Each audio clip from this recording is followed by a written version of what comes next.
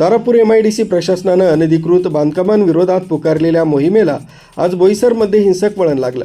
चित्राला मार्केट आणि आटला मार्केट परिसरात कारवाई सुरू असताना संतप्त जमावानं अतिक्रमण पथकावर तुफान दगडफेक केली। या भीषण हल्ल्यामुळे अधिकाऱ्यांची एकच पळापळ झाली आणि परिस्थिती नियंत्रणाबाहेर गेली।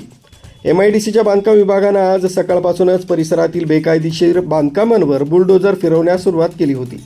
सुरुवातीला शांत वाटणारी परिस्थिती अचानक स्फोटक बनली। जमावातील काही समाजकंटकांनी चिथावणीखोर घोषणाबाजी करत पथकाच्या दिशेनं दगड भिरकावण्यास सुरुवात केली। ही दगडफेक इतकी तीव्र होती की पोलीस संरक्षण असूनही अधिकाऱ्यांना आपला जीव मुठीत धरून सुरक्षित ठिकाणी आश्रय घ्यावा लागला। प्रशासकीय अधिकाऱ्यांनी वारंवार सूचना देऊनही जमाव ऐकण्याच्या मनस्थितीत नव्हता। अतिक्रमण कारवाई थांबवण्यासाठी थेट अधिकाऱ्यांचा जीव घेण्याचा प्रकार घडला। दगडफेकीचा जोर वाढल्यानं MIDCचे अधिकारी आणि कर्मचाऱ्यांनी जवळच्या एका शासकीय कार्यालयात स्वतःला कोंडून घेतला। जमावानं या कार्यालयाबाहेरही गोंधळ घातल्यानं काही काळ तणाव शिगेला पोहोचला होता।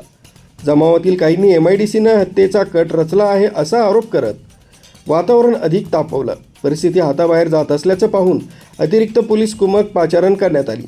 हल्लेखोरांची धरपकड सुरू करण्यात आली आहे। सरकारी कामात अडथळा आणणाऱ्यांची आणि कायदा हातात घेणाऱ्यांची खैर केली जाणार नाही असा कडक इशारा प्रशासनाकडून देण्यात आला आहे। तरी या घटनेमुळे बोईसरमध्ये भीतीचं आणि तणावाचं वातावरण पसरलंय। आरबी न्यूजसाठी पांडुरंग भांगरे, मोखाडा।